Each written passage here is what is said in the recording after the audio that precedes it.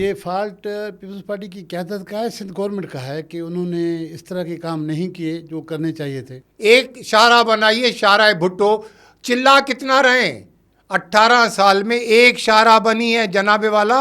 اگر 18 سال میں ایک سال میں ایک شاہراہ بھی بنا لیتے تو آج 18 شاہراہیں یا 18 میگا پروجیکٹ بنا کر یہ دکھا سکتے تھے کہ کراچی لاہور سے بہت زبردست ہے۔ آپ کو واقعی یہ پیرالل سسٹم نظر آ رہا ہے کہ سندھ نظر آ رہا ہے کہ نظر آ رہا ہے بھائی، یہ چلی سسٹم رہا ہے سندھ میں، اور یہی سسٹم کامیاب ہے۔ یہی سسٹم اگر پیپلز پارٹی رہی تو یہی سسٹم چلے گا۔ آپ کچھ بھی کر لیں، chief minister dummy, minister dummy, Peoples Party dummy. اس سے سر سیاسی جماعتوں کو تو نقصان ہوا ہی ہوا ہے، لیکن جو سندھ میں تحریکیں چلانے والی کمپرس جماعتیں، ان کا نقصان نہیں ہوا ہے؟ بہت زیادہ۔ کمپرس جماعتیں تو میں دیکھ رہا ہوں کہ وہ سکرات کے عالم میں ہیں، کیونکہ سب سے زیادہ متاثر تو وہی ہوئی ہیں۔ اچھا سر، آپ نے کہا کہ جو ٹیلنٹڈ کزن ہے ممتاز علی بھٹو صاحب، انہوں نے بھٹو صاحب کے لیے بڑے مسائل پیدا کیے، کچھ ہم سے شیئر کریں گے؟ ایک تو سب سے زیادہ لسانی جو رائٹس ہوئے وہ ممتاز بھٹو کی کریشن تھی۔ ممتاز لیڈر بننا چاہتا تھا، ذوالفقار علی بھٹو سے بڑا۔ اور کسی نجی کچہری میں یہ بتا رہے تھے کہ جب ضیاء الحق صاحب گئے تھے لاڑکانہ میں تو وہاں بیگم صاحبہ اور بے نظیر صاحبہ کو کہا گیا کہ لاڑکانہ چھوڑے۔ یہ واقعہ کیسے ہے اور انتظامات کون کر رہے تھے؟ بہت خطرناک، بہت خطرناک، بہت خطرناک۔ اس پر تو طوفان اٹھ جائے گا۔ تو اس دن جنرل ضیاء الحق آئے، لاڑکانہ میں آئے، شاندار استقبال ہوا۔ کیا کہہ رہے ہیں آپ؟ 22 گیٹ بنائے گئے تھے المرسا کے اس روڈ پر۔ جناب والا آپ خود لاڑکانہ کے ہیں، ڈانس کیا وہاں پر۔ یہ خوف زدہ ہوتے تھے۔ کتنے وڈیرے تھے؟ یہ جتنے وڈیرے آج پیپلز پارٹی کے اقتدار کی چوکھٹ پر جو ہے نا سجدہ ریز ہیں، بیٹھے ہوئے ہیں، مال کما رہے ہیں، سسٹم کا حصہ ہیں، کوئی سسٹم سے باہر جو ہے بیٹھے ہوئے ہیں لیکن مال کما رہے ہیں، دبئی پیسہ لے جا رہے ہیں، دبئی گرا تو یہ بھی گر گئے۔ یہ سارے جو ہے وہ بھائی حرام کا پیسہ منصور بھائی حرام میں ہی جائے گا صاحب۔ لیکن یہ 1 سے 4 میں جو بھرتیاں ہو رہی ہیں، یہ جیالے ہیں یا کون ہیں؟ جیالے نہیں ہیں۔ یہ جیالے پیسے کہاں سے لائیں گے 10 لاکھ روپے؟ یہ بھی وڈیروں کے نوکر ہیں، کوئی دلال ہیں، کوئی چمچے ہیں، کوئی کرچے ہیں، کوئی ان کے بندے ہیں جن کے پاس پیسہ ہے، مال کما رہے ہیں۔ وہ بیچارے اپنے بیٹوں کو کہیں نہ کہیں جو ہے ایڈجسٹ کرنا چاہتے ہیں لیکن وہ نہیں ہو پا رہا ہے۔ ہم نے سنا ہے کہ جہاں صادق کا میڈیا والوں سے بڑے پنگے ہوئے، پھڈے ہوئے، کئی جگہوں پہ آپ نے اچھا رول پلے کیا۔ یہ کون سے اس طرح کے پھڈے تھے؟ میڈیا کے ساتھ تو جام صادق علی کا کبھی بھی تعلق صحیح اچھا نہیں، اچھا نہیں تھا؟ نہیں، میڈیا تو سخت خلاف تھا جام صادق علی کے، اور میں نے پوری کوشش کی۔ حالانکہ اس ٹائم صرف اخبارات تھی۔ وہ اخبارات بہت شدید، مقصد ہے کہ انتہا درجے پہ چلے جاتے تھے، خاص طور پر ایک سندھی اخبار اور اس کا جو ہے وہ چیف ایڈیٹر علی قاضی، تو وہ تو بابا وہ تو روزانہ لکھتا تھا کہ آج علی قاضی جو ابھی کے ٹی این سے نکل کے جیسے ٹائم نیوز نکل رہا ہے، اسی علی قاضی صاحب کی بات؟ جی۔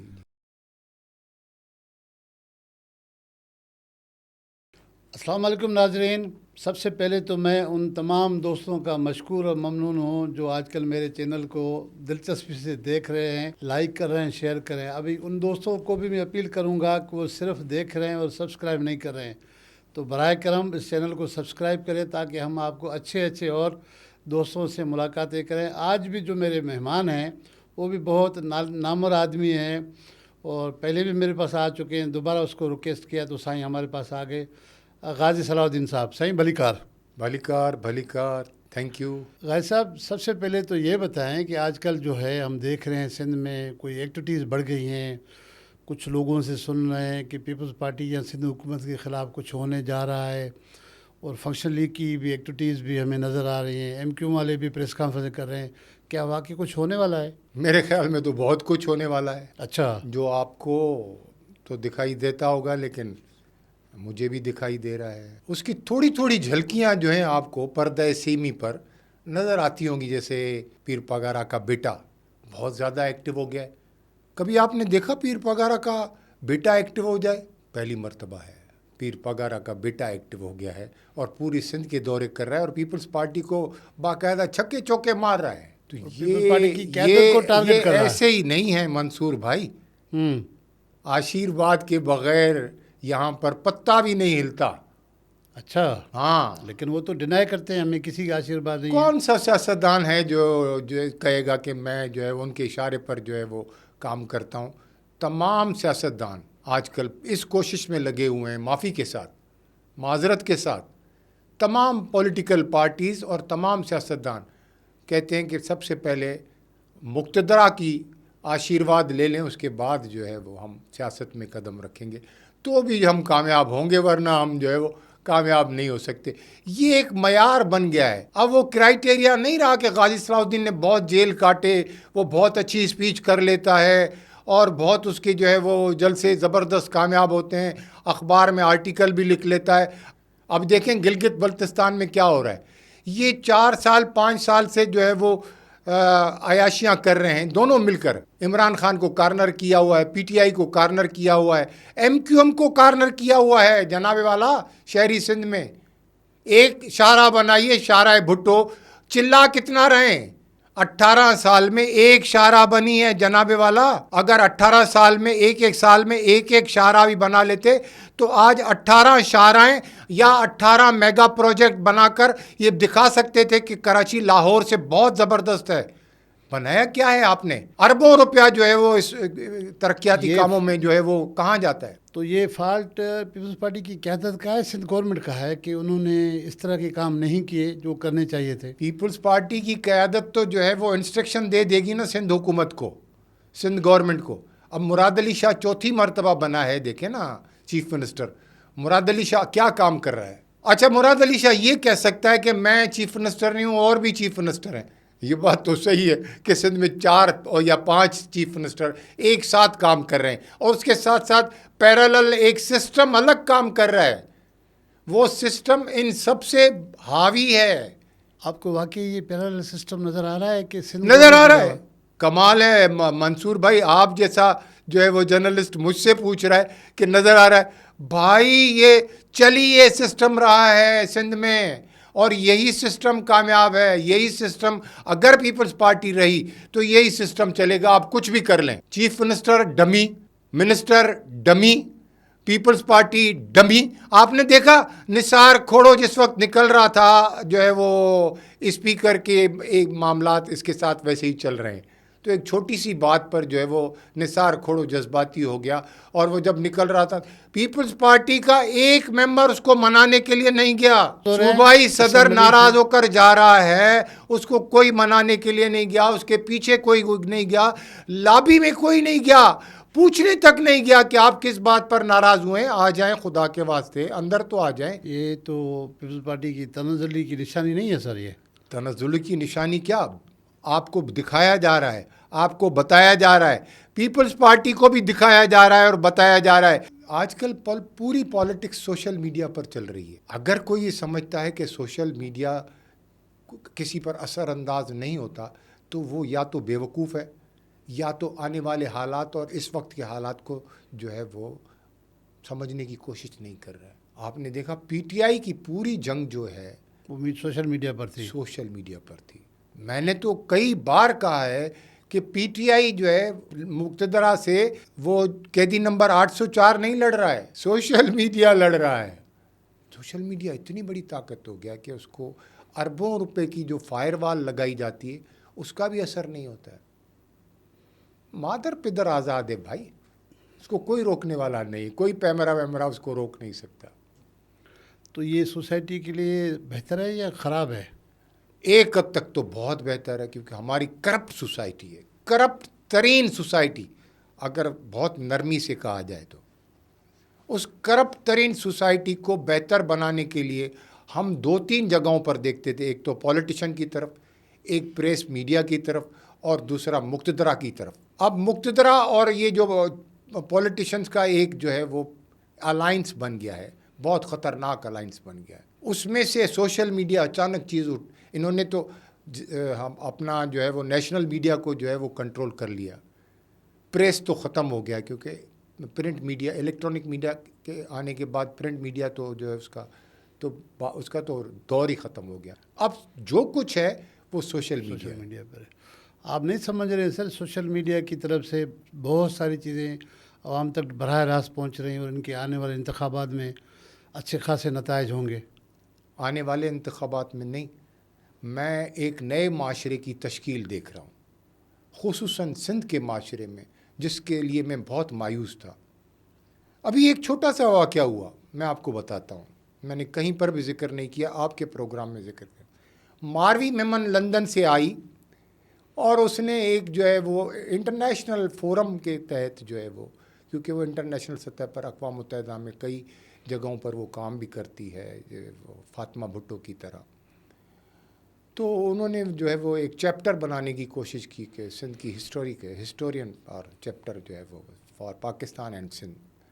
اچھی چیز تھی. سندھ کے دانشور بھاگتے ہوئے اس کے پاس گئے. منصور بھائی میں سب سے آخر میں پہنچا، بھاگنے میں سب سے پہلے ہمارا دانشور تھا. اتنی جلدی بھاگا کہ انہوں نے یہ بھی نہیں سوچا کہ ہم گئے تو بہت جلدی تھے، بھاگ تو جلدی رہے ہیں. یہاں جو سوال اٹھتا ہے کہ سندھ کے دانشور کیا سمجھ کے آئے اور ایسی کیا بات انہوں نے کہی یا کی کہ وہ نکل گئے سارے. ہاں، آپ نے بڑا اچھا سوال کیا، جس کا ذکر میں نے ماروی سے جو ہے وہ ایک کانفرنس میں بھی جو ہے کیا. ہماری جو ہے وہ کانفرنس ہوئی اس پہ زوم پہ، اس میں نے ذکر کیا کہ آپ نے جو غلطیاں کی وہ یہ غلطیاں ہیں، ورنہ آپ اس طرح جو ہے وہ آپ ٹارگیٹ نہ ہوتی، جس پر ہمارا دانشور بیک آؤٹ کر گیا، ڈر گیا. سوشل میڈیا کا اتنا شدید اٹیک تھا کہ جو ہے وہ ہمارا دانشور ڈر گیا، متاثر ہوا، اور وہ ایک ایک کر کے بھاگتا گیا. ایک شخص کھڑا رہا، غازی صلاح الدین، اور میں یہ دیکھنا چاہ رہا تھا، سچی بات یہ ہے، اور میں نے کوئی تبصرہ بھی نہیں کیا، کوئی اپنی طرف سے رد عمل بھی نہیں دیا. میرا کوئی بھی نہ پازیٹیو نہ نیگیٹو ری ایکشن تھا. آپ نے پورا دیکھ لیا ہوگا، آپ خود جو ہے انویسٹیگیشن سینئر جرنلسٹ ہیں، میں آپ کی عزت کرتا ہوں، میں آپ کو بہت پڑھتا ہوں، ایک عرصے سے پڑھ رہا ہوں، اور اب تو آپ کے پروگرام ماشاءاللہ بہت اچھے ہو رہے ہیں. تو میں یہ دیکھنا چاہ رہا تھا کہ یہ کتنی دن چلتے ہیں. کہ میں نے کہہ دیا تھا کہ یہ زیادہ عرصہ نہیں چل سکیں گی آپ، کیونکہ جب آپ جنرل پرویز مشرف کے ساتھ تھیں یا کاف لیگ میں تھیں تو وہ سندھ اور تھا، یہ سندھ اور ہے. میں اسی حوالے سے بات کر رہا ہوں کہ میں مایوس نہیں ہوں سوشل میڈیا کی ایکٹیویٹیز، بڑھتی ہوئی ایکٹیویٹیز سے. میں کم از کم ایز اے انٹلیکچوئل میں ان چند لوگوں میں سے ہوں کہ میں خوش ہوں کہ ایک چینج آ رہی ہے سندھ میں، ایک اویئرنیس آ رہی ہے بغیر پولیٹکس کے اور صاف ستھری. اس سے سر سیاسی جماعتوں کو تو نقصان ہوا ہی ہوا ہے، لیکن جو سندھ میں تحریکیں چلانے والی کمپرس جماعتیں، ان کا نقصان نہیں ہوا ہے. بہت زیادہ کامپرس جماعتیں تو میں دیکھ رہا ہوں کہ وہ سکرات کے عالم میں ہیں، کیونکہ سب سے زیادہ متاثر تو وہی ہوئی ہیں. اگر آپ دیکھیں کامپرس جماعتیں، جو 6 کنالوں والا معاملہ آیا تو اس میں لیڈرشپ کون تھی؟ ایک نان سندھی، اور وہ بھی بار کا پریزیڈنٹ، اور وہ بھی کراچی کا، وڑائچ، عامر وڑائچ، وہ لیڈر بن کر اٹھا اور وہ لیڈر بن گیا. کہاں تھی کامپرس جماعتیں؟ لیکن اسٹارٹ تو انہوں نے کیا نا، سائنس زین شاہ نے کیا. کوئی شک نہیں ہے، ان کی کمائی اپنی جگہ پر ہے، لیکن ان کی سب کی کمائی کون لے گیا؟ وکلا اٹھا کے لے گئے. وکلا اٹھا کر لے گئے، کالا کوٹ لے گیا. یہ تو چیز دیکھنی پڑے گی نا، اور ماننی بھی پڑے گی. اچھا سائیں، ہم آتے ہیں آپ کے ماضی کی یادوں میں. پچھلے پروگرام میں آپ نے کافی ذکر کیا، کافی رہ گئے تھے. ہم جاننا چاہ رہے ہیں جب آپ چھوٹے تھے تو ذوالفقار بھٹو صاحب کی کون سی ایسی یادیں جو آپ اپنے ہمارے ویور سے شیئر کریں گے، جو انتہائی اہم ہوں، جو سندھ کے یوتھ کو یا سندھ کے ان لوگوں تک جو ابھی تک بات نہیں پہنچی ہے؟ منصور صاحب، ایک اہم واقعہ ہوا تھا، بہت اہم واقعہ ہوا، جس کا کہیں پر بھی ذکر نہیں آیا ہے. نہیں آیا ہے، نہ کہیں پر ذکر میں نے پڑھا ہے، نہ ہی سنا ہے. یہ رائٹس ہوئے تھے اردو بولنے والوں کے درمیان اور سندھی زبان پر جو ہے ممتاز علی بھٹو صاحب یہ 71-72 کی بات ہے، سن 71-72. ہاں 72 میں ممتاز بھٹو صاحب کی ممتاز بھٹو صاحب نے کوئی اسپیچ کی تھی، یا کوئی بل لانا چاہ رہے تھے اسمبلی میں، اس پر جو ہے کہ سندھی زبان کو قومی زبان بنایا جائے، اس قسم، جس پر ایک شعر رئیس امروئی رئیس کا آیا امروئی، تھا اردو کا جنگ میں، جنازہ ہے، ہاں، دوم سے اب نکلے۔ آپ آ رہے ہیں کہ وہ ایک ہم ریکال کر رہے ہیں دونوں، جی جی اردو کا جنازہ ہے بڑی دھوم سے نکلے، تو جس نے آگ لگا دی تھی، ٹھیک ہے جی، تو اس رائٹس کو ٹھنڈا کرنے کے لیے پوری کوشش کی، ممتاز بھٹو نے معافی بھی مانگی پی ٹی وی پر آ کر اس زمانے میں، لیکن وہ بات بہت پھیل گئی تھی۔ اچھا ایک چیز اور بھی ہے کہ ممتاز بھٹو نے ذوالفقار علی بھٹو کے لیے مسائل بڑے پیدا کیے، وہ کیسے؟ وہ پھر حالانکہ وہ آگے تو چل اس کر کے، بتاؤں ہاں، گا۔ یہ واقعہ بتا دوں، یہ ٹیلنٹڈ کزن تھا نا جس کو لے کر آیا تھا یہ، آکسفورڈ کا پڑھا ہوا۔ آکسفورڈ کا پڑھا ہوا، ٹیلنٹڈ، بہت مسائل پیدا کیے بھٹو صاحب کے لیے۔ تو اس رائٹس کے وقت میں جو ہے وہ بھٹو صاحب جا رہے تھے شملہ، جنگی قیدیوں کا معاملہ تھا، اور بھی اندرا گاندھی کے ساتھ جو ہے مذاکرات کرنے کے لیے شملہ جا رہے تھے، تو وہ سارے لوگوں سے، سارے صوبوں سے، پولیٹیکل پارٹی سے، وکلا سے، دانشوروں سے، انٹلیکچوئل سے، اسٹوڈنٹ سے جو ہے سب سے ملاقات کر رہے تھے۔ تو ہم سے بھی ایز اے اسٹوڈنٹس جو ہے وہ ہمارے ڈیلیگیشن سے ملے۔ میں یہ بک جو ہے وہ لے کر آیا ہوں جس میں میری بھی تصویر ہے اور انٹلیکچوئلس کی بھی تصویر ہے۔ اب یہ انٹلیکچوئلس نے جو بات، کیونکہ دانشوروں کی آ گئی ہے، سندھی دانشوروں کی یا مکس تھے؟ نہیں میرے خیال میں یہ مکس تھے، لیکن میں دو دانشوروں کے نام تو جو بھٹو صاحب نے لیے تھے پھر اس تصویر میں بھی یہاں پر ہیں، ایک تو قاضی فیض محمد صاحب اور دوسرے شیخ ایاز صاحب، دونوں یہ، بڑے نام ہیں سر سندھ کے۔ ہاں یہ اس تصویریں ہیں موجود؟ تصویر میں موجود ہیں، میں دکھا سکتا ہوں۔ ٹھیک ہے۔ تو بھٹو صاحب کا چہرہ جو ہے وہ جس وقت ہمارے روم میں داخل ہوئے تو بھٹو صاحب کا چہرہ ایک عجیب چہرہ تھا نا، کھلتا ہوا چہرہ نہیں تھا، وہ سخت پریشانی عالم میں تھا۔ پریشانی بھی نہیں کہہ سکتے، وہ ہوں۔ مقصد ہے کہ وہ حیرت میں تھے کہ یہ انٹلیکچوئلس نے کیا بات کہہ دی ہے۔ بھٹو صاحب نے آتے ہی کہا کہ بابا یہ آپ کے انٹلیکچوئلس نے ایک نئی تجویز دے دی ہے۔ تو ہم نے کہا چیئرمین صاحب کون سی تجویز جو ہے وہ انٹلیکچوئلس نے دے دی ہے؟ تو بھٹو صاحب نے کہا کہ جو سندھ میں رائٹس ہوئے ہیں اس پر جو ہے میں نے انٹلیکچوئلس سے جو ہے وہ ان کی رائے پوچھی، تو انہوں نے کہا کہ اس مسئلے کا واحد حل یہ ہے کہ کراچی میں آپ جو ہے اردو کو رائج کر دیں اور بقیہ سندھ میں جو ہے وہ سندھی کو رائج کر دیں۔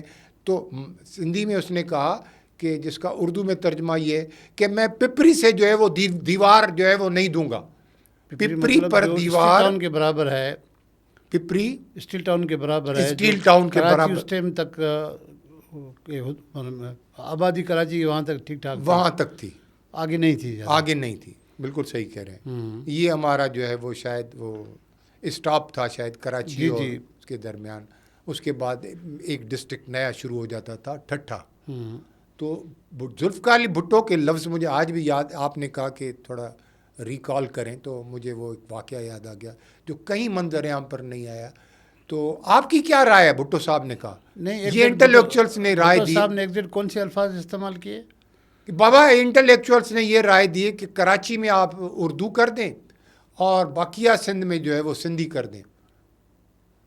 تو میں نے ان کو جواب دیا ہے، یہ چیئرمین صاحب نے کہا، بھٹو صاحب نے خود کہا۔ ہاں بھٹو صاحب نے خود کہا کہ میں نے ان کا اس کو جواب دیا کہ میں پپری سے جو ہے وہ دیوار نہیں دوں گا، سندھ ہے، اچھا، سندھ ہے، کراچی بھی سندھ ہے، باقیہ سندھ بھی سندھ ہے، سب میں جو ہے ایک ہی زبان رائج ہوگی اور وہ سندھی زبان ہوگی۔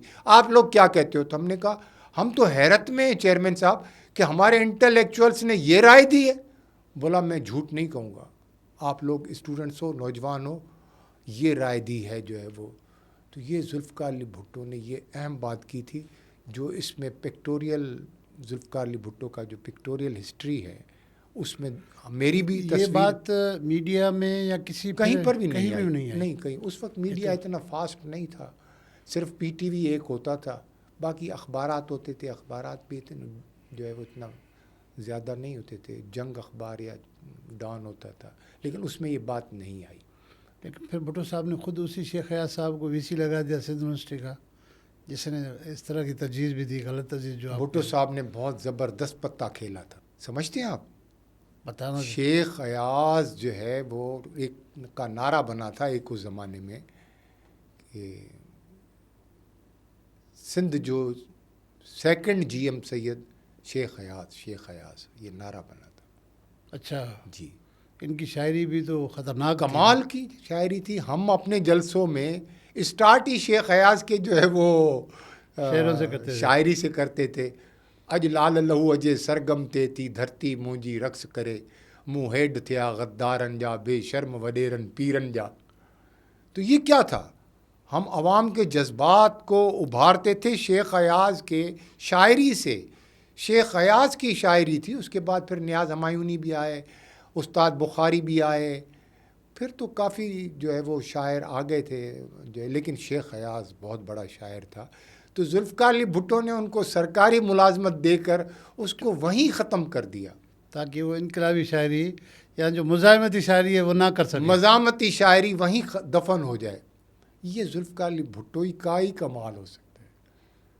لیکن یہ تو سندھ کے لیے نقصان دہ نہیں ہے کہ شیخ ایاز کا مزاحمتی شاعری ایک ویسی ایک سیاستدان جو پاور پالیٹکس کر رہا ہے وہ آپ کی طرح اور میری طرح نہیں سوچتا کہ یہ سندھ کے خلاف ہے, یہ سندھ کی حمایت میں. وہ تو یہ سوچ رہا ہے میں اپنے جو ہے وہ سندھ کو محفوظ کر رہا ہوں, جیسے آج کے سیاستدان زرداری سندھ کو کس طرح محفوظ کرتا ہے. ٹھیک ہے. اچھا سر, آپ نے کہا کہ جو ٹیلنٹڈ کزن ہیں ممتاز علی بھٹو صاحب, انہوں نے بھٹو صاحب کے لیے بڑے مسائل پیدا کیے, کچھ ہم سے شیئر کریں گے؟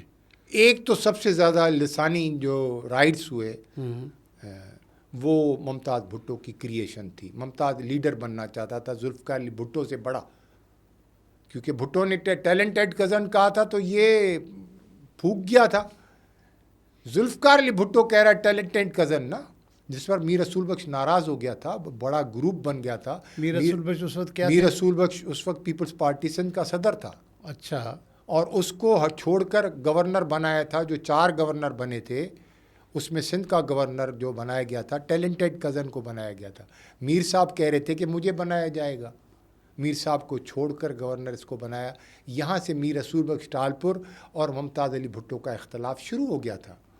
لیکن میر رسول ٹالپور پھر گورنر تو بنے نا, گورنر بنے جب چیف منسٹر بنا ممتاز علی بھٹو تو پھر گورنر جو ہے وہ میر صاحب کو بنایا گیا. اچھا جی. لیکن اور اچھا اس سے پھر ہٹیں, پھر بھٹو صاحب کی سب سے بڑی تنظیم سندھ پیپل اسٹوڈنٹ فیڈریشن تھی جس کا میں فاؤنڈر ہوں. ہاں, پہلے صدر تھے آپ. پہلے صدر نہیں, پہلا صدر تو حسین شاہ بخاری صاحب تھے. ہاں. اس کو ذوالفقار علی بھٹو نے رکھا تھا, مجھے جو ہے وہ محترمہ بے نظیر بھٹو صاحبہ نے رکھا تھا 80 میں. لیکن بھٹو صاحب مجھ سے بہت پیار کرتے تھے, مجھے بہت چاہتے تھے. تو دوسرا یہ کہ جب وہ ٹیلنٹڈ کزن بنے تو انہوں نے سپاف کے اندر 2 گروپ بنا لیے. ایک ممتاز بھٹو گروپ بن گیا, پھر ایک غلام مصطفیٰ جتوئی گروپ بن گیا. اچھا. بھٹو صاحب کا گروپ ہی ختم ہو گیا. یہ سید خورشید احمد شاہ صاحب جو ہیں ہمارے بہت اچھے جو ہے وہ سکھر والے, سکھر والے, یہ ممتاز بھٹو گروپ میں تھے. ممتاز بھٹو نے اپنے گھر گاؤں میں لاڑکانہ میں جو میٹنگ بلائی سپاف کی, اس میں قرآن شریف دے کر سارے لڑکوں کو کہا کہ آپ ذوالفقار علی بھٹو کا ساتھ نہیں دو گے, ممتاز علی بھٹو کا ساتھ دو گے. تو انہوں نے قرآن شریف اٹھایا تھا. یہ تو آپ بڑا انکشاف کہہ رہے ہیں کہ میں جی تاریخ ہوں, میں کسی کے خلاف نہیں لکھ رہا ہوں, میں یا کسی کے خلاف نہیں بول رہا ہوں. میں نے جو دیکھا ہے, میں آئی وٹنس ہوں, میں ہسٹری ہوں. آپ اس میٹنگ میں تھے؟ میٹنگ میں نہیں تھا کیونکہ میں اس گروپ کے خلاف تھا.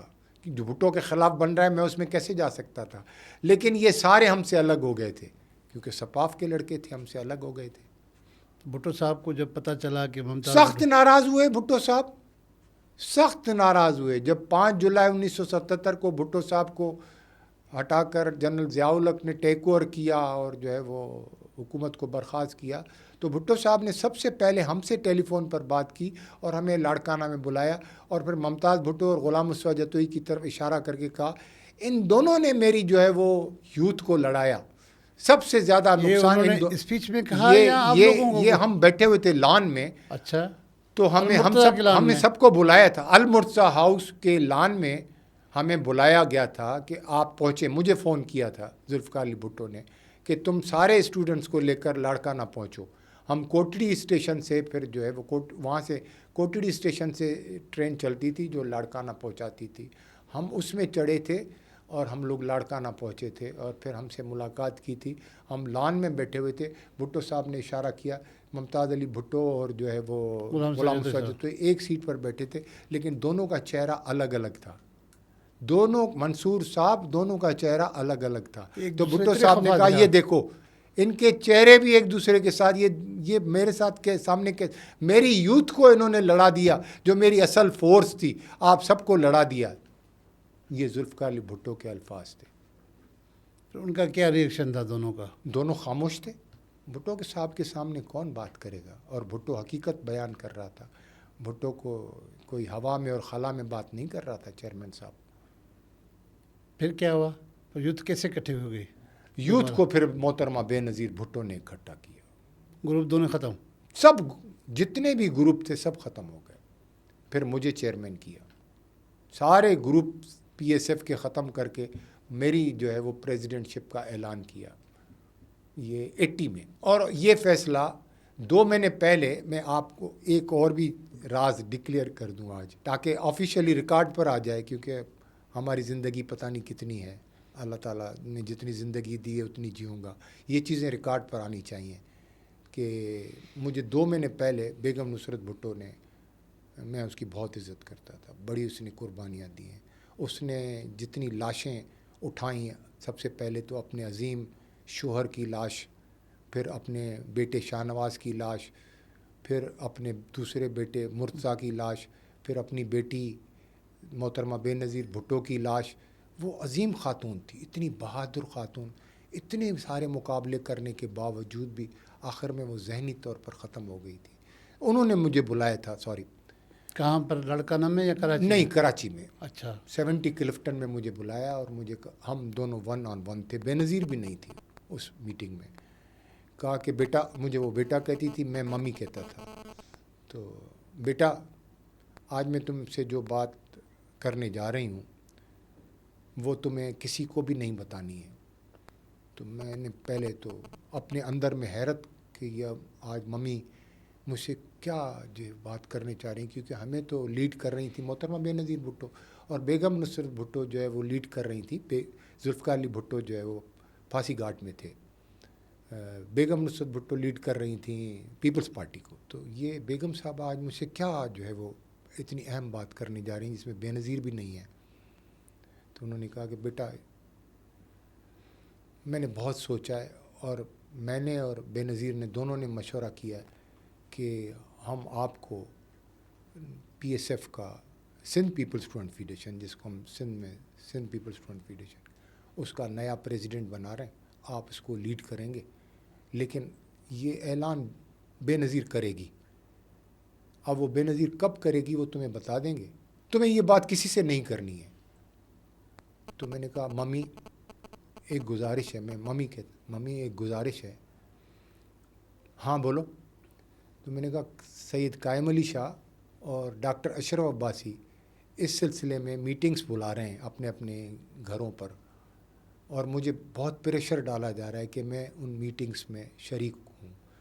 آپ کی کیا میرے لیے انسٹرکشن ہے کہ میں ان میٹنگز میں جاؤں، پارٹیسپیٹ کروں؟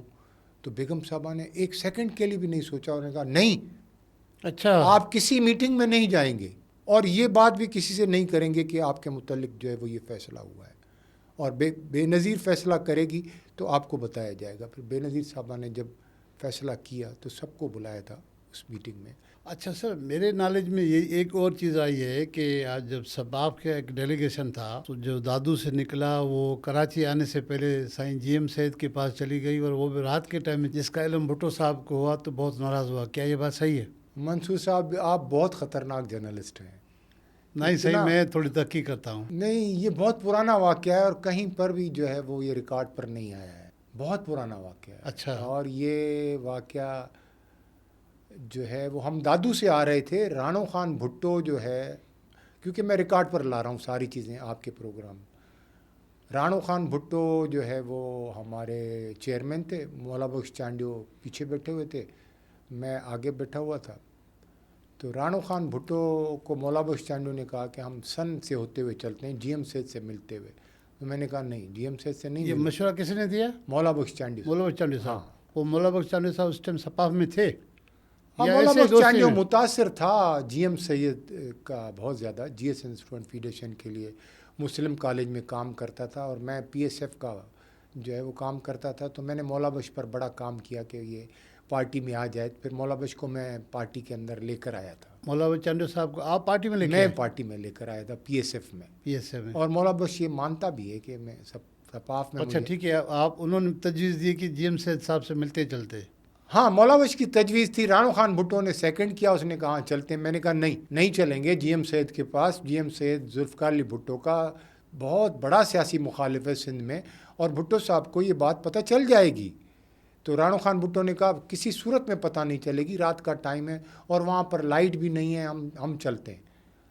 रात के अंधेरे में हम साईं GM सैयद के पास गए तो वहाँ बिल्कुल अंधेरा था। मैंने पहली मरतबा सन देखा और मैंने पहली मरतबा GM सैयद को भी देखा। मैंने पहली मरतबा GM सैयद से मुलाकात की। अंधेरे में रात को सन में क्या देखा आपने? अंधेरे में जो है वो नहीं, लालटेन लेकर एक बंदा साईं के साथ आगे चल रहा था और साईं लकड़ी के तो साथ। रात साईं जल्दी नहीं सोता था कि आप जल्दी रात- सोता था, अंदर हवेली में था।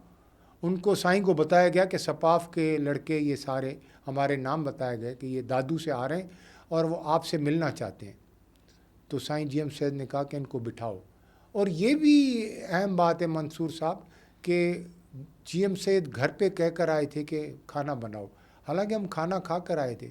GM सैयद साहब की एक अहम बात ये, फिर मैंने जाम सादिक अली के वक्त में, क्योंकि मैं एक लिजान था वहाँ पर जो है वो GM सैयद, और जो नश्तर पार्क का वाक़या भी हुआ जी था। जी, आप ब्रिज थे GM सैयद साहब मैं और ब्रिज था जो है बड़ा जाम काम, सादिक के तो दरमियान। मैं क्लोज हो गया था साईं हाँ, GM। फिर क्या हुआ सर मीटिंग में आप तो पहुंचे वहाँ? उस मीटिंग में जो है वो मौला बख्श चांडियो पैरों पर जोर वोर दे रहा साईं था GM सैयद। साईं GM सैयद को, और मैं GM सैयद के साईं के बिल्कुल सामने कुर्सी लगा कर बैठा हुआ था, चेयर लगा कर, और चेहरे की जानब जो है वो मैं था और इस तरफ जो है वो कोने पर जो है वो रानो खान भुट्टो बैठा हुआ था।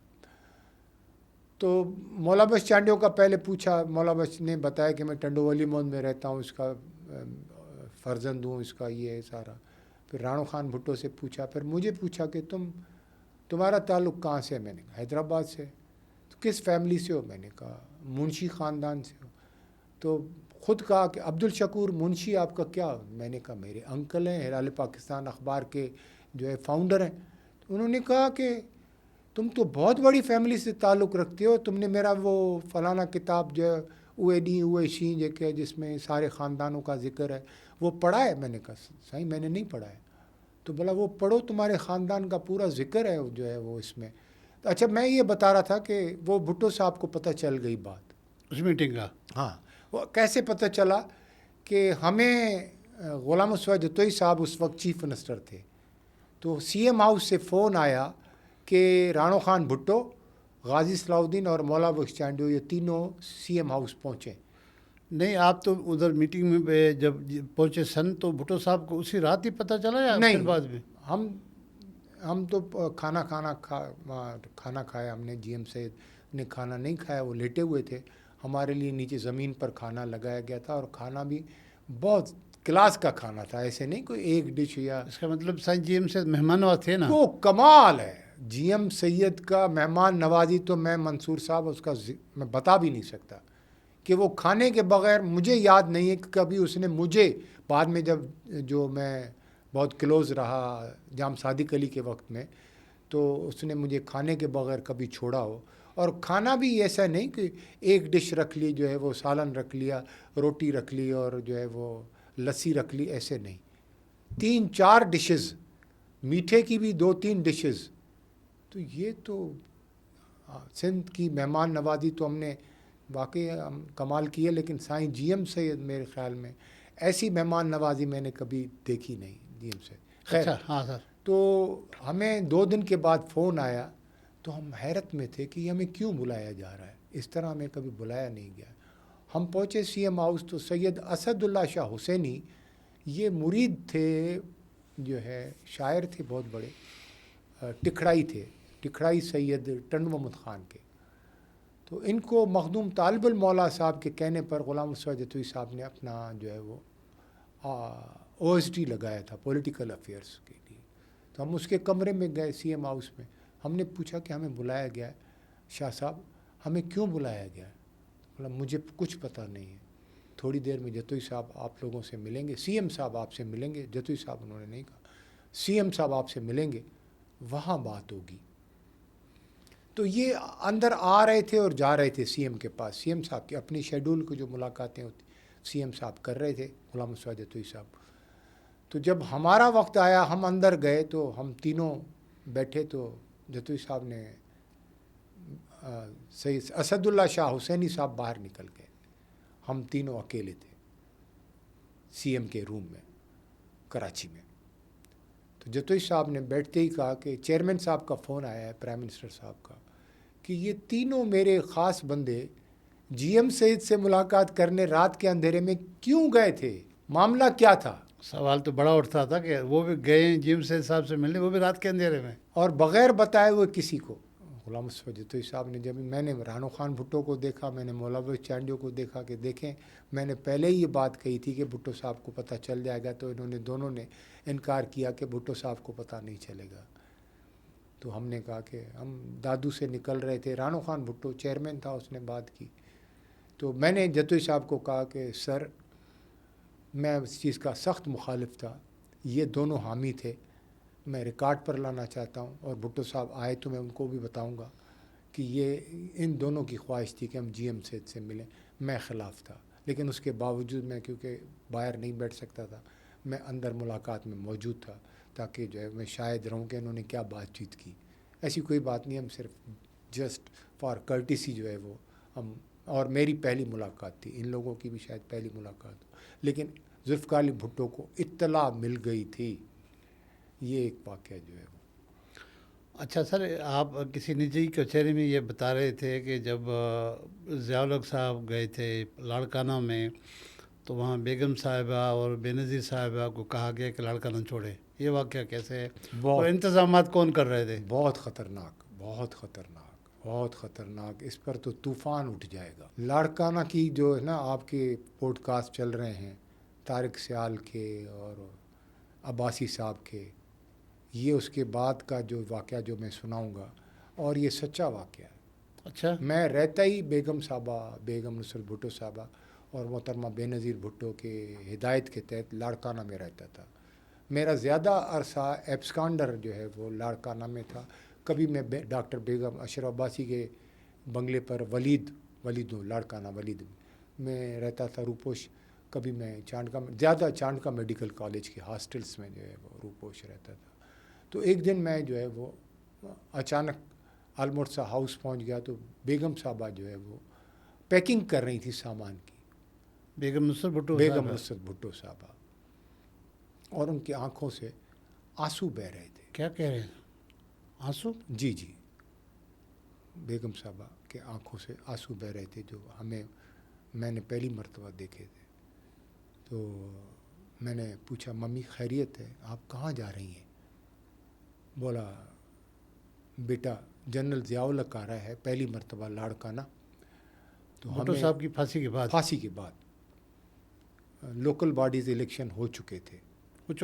ہاں ہو چکے تھے، اور اس لوکل باڈیز کے الیکشن میں حصہ لینے کی میں نے مخالفت کی تھی اور پیپلز پارٹی نے پھر حمایت کی تھی. اور یہ میں کہہ رہا تھا کہ جنرل ضیاء الحق گیریزن سے باہر نکل کر پبلک میں آنا چاہ رہا ہے، اور اس کو آپ لاکھوں ٹرینڈ لوگ دیں گے اور یہ اجرکیں پہنائیں گے اور یہ ٹوپیاں پہنائیں گے اور یہ ڈانس کریں گے، یہ سارے اس سسٹم کا حصہ ہوں گے اور یہ سارے پیپلز پارٹی کے لوگ ہم سے چلے جائیں گے. یہ میرا اس وقت موقف تھا جس کو رد کیا گیا تھا، کیونکہ ہم لڑ رہے تھے. ٹھیک ہے، ایک جنگ تھی، ہم مزاحمت کر رہے تھے.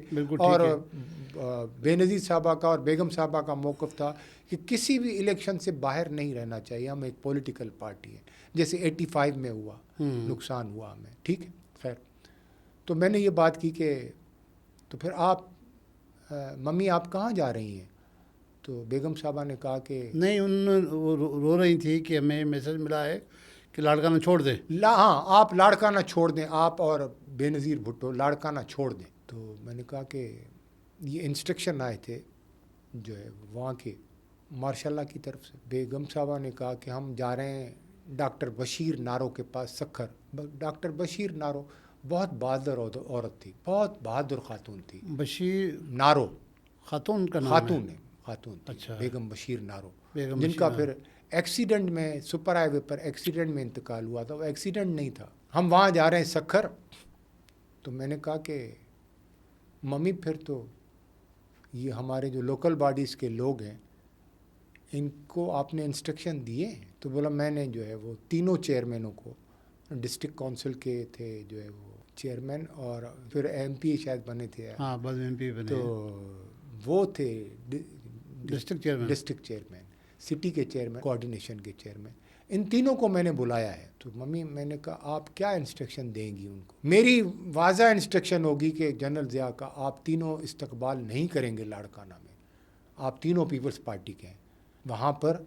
और फिर मुझे जो इंस्ट्रक्शन दिए गए कि इसके साथ क्या किया जाए वो मैं आगे चलकर बताता हूँ। ये 22 गेट बन के लाड़काना के वो रोड जो अलमुर्सा वाला रोड, सिर्फ फूलों की पत्तियाँ, हुक्मरान तो हुक्मरान होता है ना, और जब वो हुक्मरान ड्रेस के साथ हो तो और भी मजबूत और ताकतवर होता है जनाब। और जो भुट्टो को फांसी दे चुका हो वो हुक्मरान तो हुक्मरान। फिर जब ये हो चुका तो मैं फिर जब ये वापस आई माँ बेटी, मैं फिर गया तो मैंने कहा कि मम्मी मैंने एक प्रिडिक्शन की थी। अच्छा, मैं इस तरह बात करता था क्योंकि मैं ही एक बंदा था जो लड़ रहा था, बाकी तो पीपल्स पार्टी थी ही नहीं। ये घरों से नहीं निकलते थे, ये खौफजदा होते थे। कितने वडेरे थे ये जितने वडेरे आज पीपल्स पार्टी के इक़्तिदार की चौखट पर जो है ना सज्जा रेज हैं, बैठे हुए हैं, माल कमा रहे हैं, सिस्टम का हिस्सा हैं, कोई सिस्टम से बाहर जो है बैठे हुए हैं लेकिन माल कमा रहे हैं, दुबई पैसा ले जा रहे हैं, दुबई गिरा तो ये भी गिर गए। ये सारे जो है वो भाई हराम का पैसा मंसूर भाई हराम में ही जाएगा, या घर में बीमारियों में जाएगा, या तुम बीमार होगे, या घर में कोई बीमार होगा, या दुबई की तरह अचानक कोई वार होगी पैसा चला जाएगा, ऐसे ही होगा भाई। तो मैंने पूछा मम्मी, बोला बेटा तुमने सही कहा था। अच्छा, बेगम साहबा मेरे साथ बहुत जो है वो मेरा बहुत ख्याल करती थी, बेनज़ीर लड़ती थी, बहुत बेनज़ीर, वेरी जो है वो रिचिड, बहुत ज़्यादा सख्त। और तो मुझे जो है वो बेटा तुमने सही कहा था। ये तीनों गए, तीनों ने अजरकें पहनाई, तीनों ने जो है वो सिंधी टोपियां पहनाई जनरल ज़िया को, और हमारी बात नहीं मानी। फिर पीपल्स पार्टी की जानिब से कोई कार्रवाई की गई इनके खिलाफ?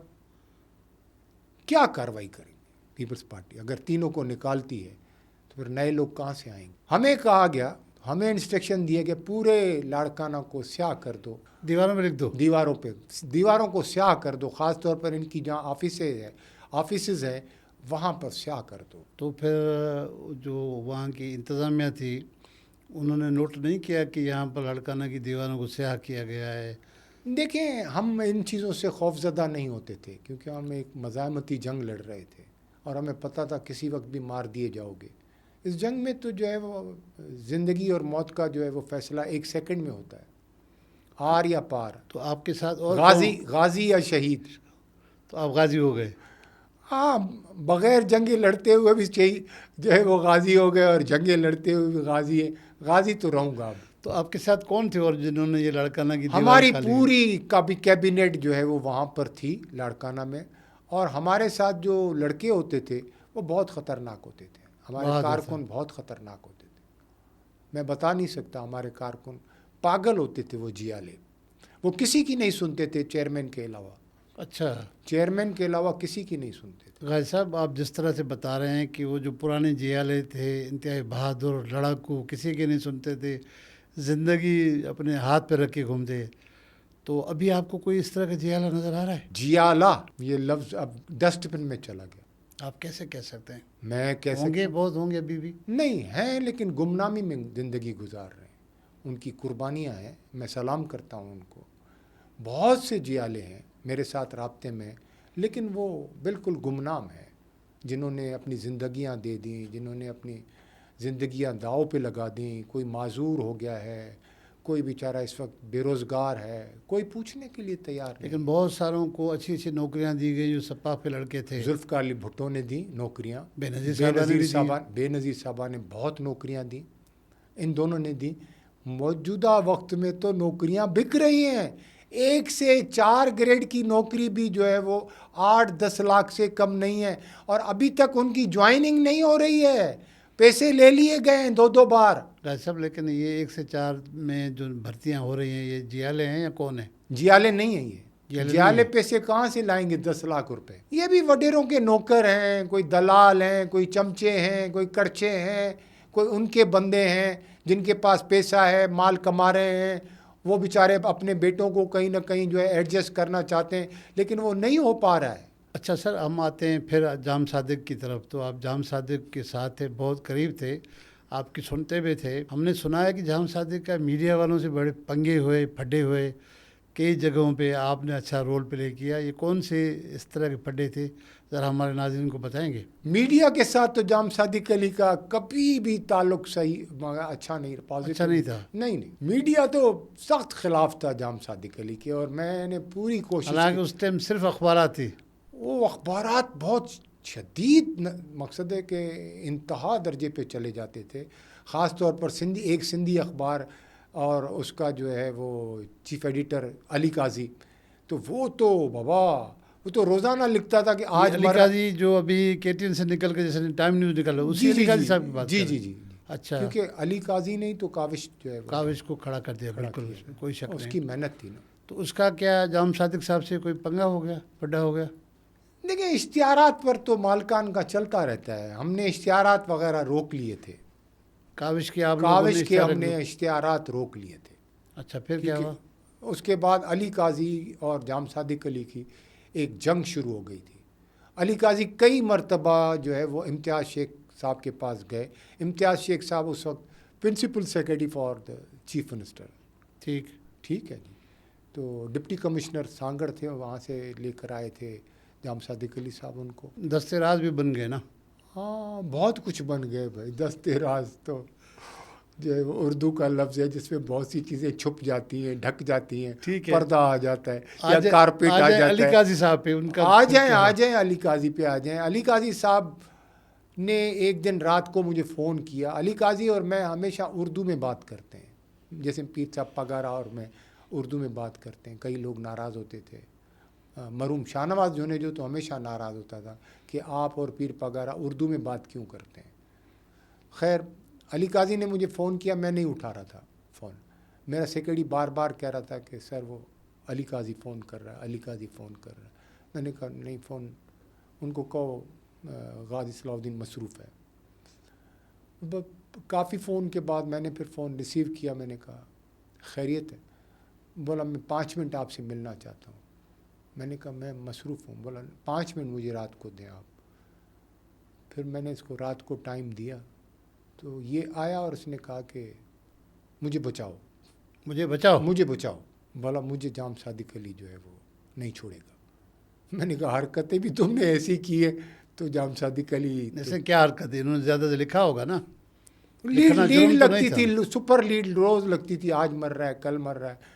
بھائی آپ کوئی خدائی خدمت گار ہیں کیا جو ہے وہ روزانہ کسی کے بارے میں آپ یہ, اور وہ بھی چیف منسٹر, وہ بھی جام صادق علی جس نے پیپلز پارٹی کو جو ہے وہ باقاعدہ دیوار کے ساتھ لگا دیا, اور ایک سیٹ پر وہ چیف منسٹری کا سندھ کا بن ایک سیٹ پہ ایک سیٹ پر, ایک نشست پر, اور ساری پیپلز پارٹیز کے بندے توڑ کر وہ لے کر آیا. تو پھر صحیح لکھ رہے تھے نا کاوش والے تو اشتہار تو بند ہوں گے نا پھر.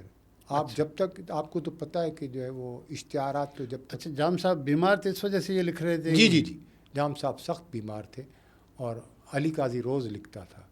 مجھے کئی مرتبہ جام صادق علی نے کہا کہ اس کو سمجھاؤ. ایک مرتبہ جب اس نے سیکرٹری ہیلتھ تھا نظامانی صاحب, اپنا ڈاکٹر نظامانی, ابھی جو ان کا انتقال ہوا ہے, آلمانی صاحب سوری, ڈاکٹر آلمانی صاحب جو ہے وہ سیکرٹری ہیلتھ تھے. تو انہوں نے کوئی رپورٹ دی تھی کہ یہ اتنے منتھ تک جو ہے وہ زندہ رہ سکتا ہے بس. تو اس رپورٹ کو جو ہے وہ علی قاضی نے شائع کیا تھا. شائع کر دیا؟ ہاں, شائع کر دیا تھا, اور اس کے نام کے ساتھ شائع کیا تھا, آلمانی صاحب کے نام کے ساتھ, اور جس کو آلمانی صاحب کو پھر وہاں سے ہٹایا گیا, لیکن وہ پیپلز پارٹی کے لیے تو ہیرو بن گیا تھا.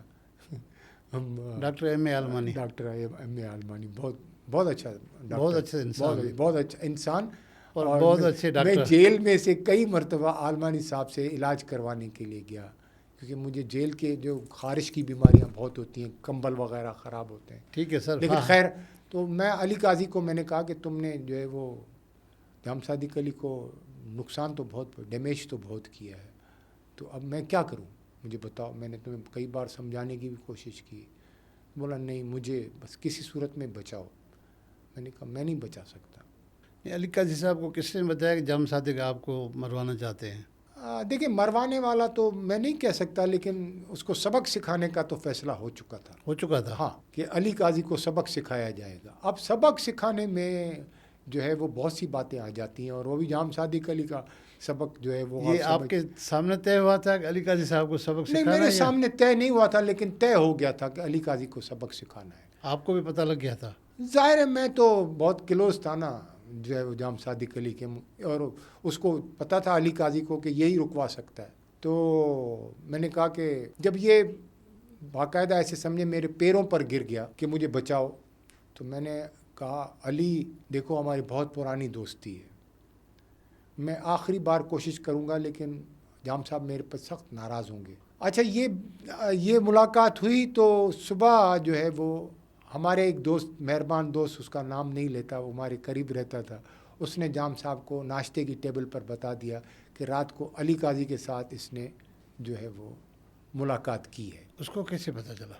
جام صادق علی کی جو ہے وہ انٹیلیجنس بہت تھی، کمال کی انٹیلیجنس تھی۔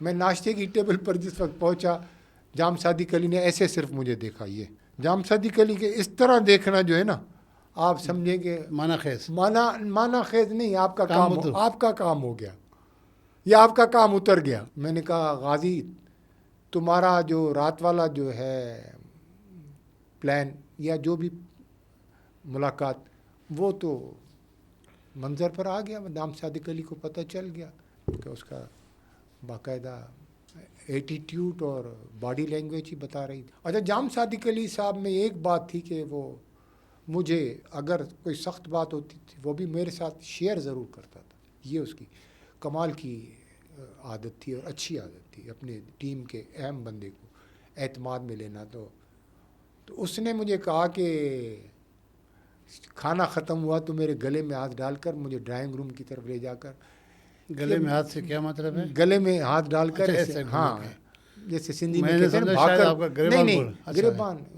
بھاکر پائے، ہاں، تو میرے کہا کہ میرے دشمنوں کو رات کو تم ملاقات کرتے ہو اور ان کے ساتھ ڈرنک کرتے ہو، یہ لفظ اس نے ڈرنک کا کہا، ڈرنک کرتے ہو تم، تو تمہیں خیال نہیں آتا کہ تم اپنے باس کے ساتھ کیا کر رہے ہو؟ میں خاموش رہا، سنتا رہا۔ جب ہم ڈرائنگ روم میں پہنچے تو ہم دونوں ون تھے، تو جام صاحب نے بہت سختی سے مجھے کہا کہ تم نے یہ کیوں کیا، اور کم از کم تمہیں یہ نہیں کرنا چاہیے تھا۔ جب وہ ساری بات اپنا مقصد غصہ اتار چکے تو میں نے کہا تب تک آپ خاموش رہے؟ میں خاموش رہا۔ جام صاحب کی طبیعت کو میں جانتا تھا کہ جب تک اپنا غصہ اتار نہیں لیتے تھے وہ خاموش نہیں ہوتے تھے، اور اس درمیان آپ کو سی ایم کو، اپنے ہیڈ کو، اپنے باس کو جو ہے وہ انٹرپٹ نہیں کرنا چاہیے۔ تو میں خاموش رہا۔ میں نے جام صاحب کو کہا کہ اب میں کچھ بولوں؟ ہاں تم تو بھائی اپنے دلائل دو گے اتنے خطرناک کہ میں تمہارے سامنے تو کچھ بھی نہیں ہوں، تم جو دلائل دو گے تم بہت خطرناک ہو، بولو اب۔ میں نے کہا آپ پیپلز پارٹی سے بھی لڑ رہے ہیں، آپ میڈیا سے بھی لڑ رہے ہیں، آپ اس سے بھی لڑ رہے ہیں، آپ اس سے بھی لڑ رہے ہیں، اب آپ نے ہر جگہ اپنے محاذ کھولے ہوئے ہیں، کم از کم میں ان محاذوں پر کو ٹھنڈا تو کر رہا ہوں نا، ان کو انگیج تو کر رہا ہوں نا، ان سے بات تو کر رہا ہوں نا، تو آپ کم از کم مجھ پر تو اعتماد کریں کہ میں آپ کو ڈیمیج نہیں کروں گا، آپ کو نقصان نہیں پہنچاؤں گا کسی صورت میں بھی۔ اس نے کہا ایک شخص میرے لیے روزانہ لکھتا ہے کہ میں آج مر رہا ہوں، کل مر رہا ہوں، اب تو اس نے رپورٹ بھی دے دی کہ میں اتنے مہینے زندہ رہوں گا، اس کے بعد میں جو ہے وہ مر جاؤں گا۔ تو میں نے کہا اس رپورٹ سے کیا ہوتا ہے؟ یہ تو سب اللہ کے اختیار میں. بولا یہ چیز علی قاضی کو کیوں سمجھ میں نہیں آتی جو تمہیں سمجھ میں آتی ہے؟ تو بڑا بحث کیا اس نے. تو میں نے کہا کہ ایک آخری موقع ہم نہیں دے سکتے علی قاضی کو؟ اس نے کہا نہیں، بہت ہو گیا. میں نے کہا میری وجہ سے آپ آخری موقع دیں. آج کے بعد اگر علی قاضی نے کوئی حرکت کی تو میں ذمہ داری لیتا ہوں کہ پہلے میں ماروں گا اس کو، پھر آپ مارنا. اس لیول تک آپ نے کہہ دیا؟ میں نے کہہ دیا. تو جام صاحب نے کہا کہ یہ تم نے بہت بڑی بات کہہ دی ہے، لیکن ایک بات یاد رکھو. مجھے سخت یہ اس طرح انگلی کر کر ایک بات یاد رکھو، اب علی قاضی کو تم ڈیل کرو گے، میں نہیں کروں گا. اور اگر کہیں پر بھی علی قاضی نے کچھ کیا ہے تو میں تم سے نہیں پوچھوں گا، میں خود فیصلہ کروں گا. اچھا. ہاں. میں نے پھر وہ علی قاضی کو بلا کر کہا کہ میں نے بڑی مشکل سے جام صاحب کو ٹھنڈا کیا ہے، اور اس شرط پر ٹھنڈا کیا ہے کہ میں ذمہ دار ہوں. اب اگر آئندہ اگر اس نے کیا. اس کے بعد علی قاضی جو ہے وہ اس کے بعد نہیں لکھتے تھے؟ نہیں. پھر یہ تو زیادتی اچھا ہو گئی اسی نا طرح قلم کار کے پھر وہ ساتھ. کاوس جی نے بھی لکھنا شروع کیا. صرف علی قاضی کا نہیں تھا، کاوس جی بہت بڑا جو ہے بڑا بڑے کالم نام تھے، نگار اور تھا.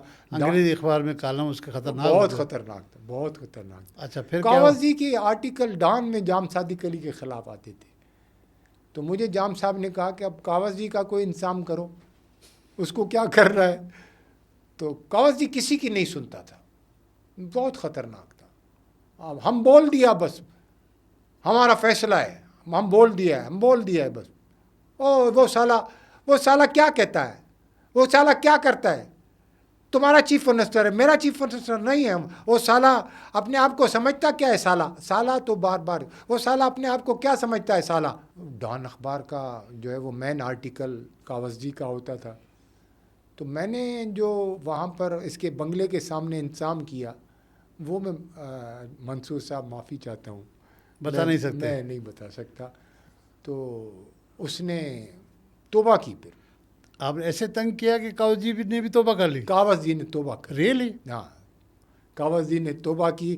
تو جب وہ جام صادق علی امتیاز شیخ کے ذریعے جام صادق علی صاحب کے پاس آیا، تو جام صادق علی نے کہا میں کچھ بھی نہیں کہوں گا، تم جاؤ غازی صلاح الدین کے پاس، امتیاز شیخ کے کمرے میں بیٹھا ہوا ہے، وہ تمہیں معاف کرتا ہے تو تم معافی ملے گی، ورنہ نہیں ملے گی. پھر میں نے اس سے معافی نامہ لکھوایا، اس پر دستخط کروائے، اور پھر اس کی جان چھوٹی وہاں سے. تو غازی صاحب پھر جمہوری دور میں بھی آپ نے جو ہے وہ آمرانہ کام تو کیے نا، صاف دیکھیں لوگوں کو اقتدار کے لیے یہ پاور پالیٹکس میں یہ چیزیں کرنی پڑتی ہیں، یہ کرنی چھوٹی پڑتی ہے. چھوٹی چیزیں ہیں. میں نے تو بہت چھوٹی چھوٹی چیزیں کی ہیں، اس کے بعد تو پتہ نہیں کیا کیا ہوا ہے بھائی. وہ بھی ہمیں جب پتہ چلتی ہے تو ہم کہتے ہیں یار یہ تو ہم نے کچھ بھی نہیں کیا ہے. سر آپ کی باتیں انتہائی زبردست، دلچسپ اور پوری معلومات سے بھری ہوئی ہے. دل تو نہیں چاہ رہا ہم آپ سے زیادہ لے رہے، لیکن اشارے بار بار آ رہے ہیں. تو غازی صاحب آپ سے تو ہمیں اور کئی پروگرام کرنے پڑیں گے، جس طرح کہ آپ کے پاس ہسٹری ہے. بہت شکریہ آپ نے ٹائم دیا سر. نہیں، بڑی بڑی مہربانی. میں ایک چیز اور بھی جو ہے وہ آپ کو بتانا چاہوں گا. محترمہ بے نظیر بھٹو مجھے کیوں دمشق بھیجنا چاہتی تھی، مجھے یہ سمجھ میں نہیں آیا. یہ آخر میں بتا دیں آپ. شام، یہ چھوٹا سا واقعہ ہے. شام مجھے بھیجنا چاہ رہی تھی. اس زمانے میں جو ہے وہ الذوالفقار کا دفتر چینج ہو گیا تھا وہاں پر، افغانستان سے جو ہے وہ دمشق کی شاید چلا گیا تھا. حافظ الاسد وہاں پر جو ہے وہ ذوالفقار علی بھٹو کے دوست تھے وہ. تو وہ بار بار کہہ رہی تھی کہ ایک اسکالرشپ مجھے آئی ہے تو تم شام چلے جاؤ اور وہاں پر پڑھو، جب ایجوکیشن مکمل کر کے تم واپس آؤ گے تمہاری زندگی میں بناؤں گی. تو میری چھٹی کہہ رہی تھی کہ مجھے بار بار کیوں دمشق ہی بھیجا جا رہا ہے. دمشق کا مجھے پتا تھا کہ وہاں پر کیا ہو رہا ہے. تو میں نے انکار کیا. تو میرے بڑے بھائی کو بلایا کہ یہ میری بات نہیں مان رہا ہے، اس کو کہو کہ یہ دمشق جائے. اور ایک اسکالرشپ مجھے ملی ہے. وہ کیا گوریلا ٹریننگ کی اسکالر تو نہیں تھی؟ مجھے پتہ نہیں تھا. دمشق کا مطلب تو یہی ہوا نا. میں جو ہے وہ شام نہیں گیا. شام نہیں گئے؟ شام نہیں گیا، میری شام ہو گئی. آپ کی شام ہو گئی، آپ شام نہیں گئے؟ شام نہیں گیا. یہ آپ کی بڑی مہربانی ہے. سر آپ کی بہت مہربانی کہ آپ نے دل کھول کر باتیں کی، اور ہسٹری کی وہ چیزیں جو شاید کسی کے ہسٹری کی وہ چیزیں جو کسی کے علم میں نہ ہو. ہم بہت ممنون اور مشکور ہیں، اور ہمارے ناظرین بھی انجوائے کریں گے اس ایپیسوڈ کو. ہم پھر ایک بار آپ کو ضرور تکلیف دیں گے، اور آپ امید کریں گے کہ آپ ضرور آئیں گے ہمارے پاس. انشاءاللہ. ناظرین، آپ نے غازی صلاح الدین صاحب کی باتیں سنی، وہ چیزیں جو ذوالفقار علی بھٹو صاحب کے زمانے کی وہ چیزیں جو غازی صاحب کے سینے میں دفن تھی. ہم نے آج ان کو نکال کے باہر رکھا تاکہ جو یوتھ ہے ہماری، یا اس دور کے جو لوگ ہیں وہ بھی سن سکیں، یا ایون پارٹی کے جو سینئر لوگ ہیں یا جو سچے لوگ ہیں، کھرے لوگ ہیں، ان تک بھی یہ بات پہنچے کہ کیا کیا چیزیں ہوئی ہیں ماضی میں. تو ہماری کوشش ہوگی کہ ہم ہسٹوریکل جو لوگ ہیں ان کو بلائیں اپنے اسٹوڈیو میں، ان سے گفتگو کریں، اور ہسٹری کی وہ چیزیں جو نایاب ہیں، جو کسی کے پاس نہیں ہے، کسی کے علم میں نہیں، یا کم لوگوں کے علم میں ہے، تاکہ زیادہ سے زیادہ لوگوں کو ہم بتا سکیں. تو نیکسٹ ایپیسوڈ میں ایک بار پھر میں اپنے نئے گیسٹ کے ساتھ حاضر ہوں گا. تب تک مجھے دیجیے اجازت. اللہ حافظ.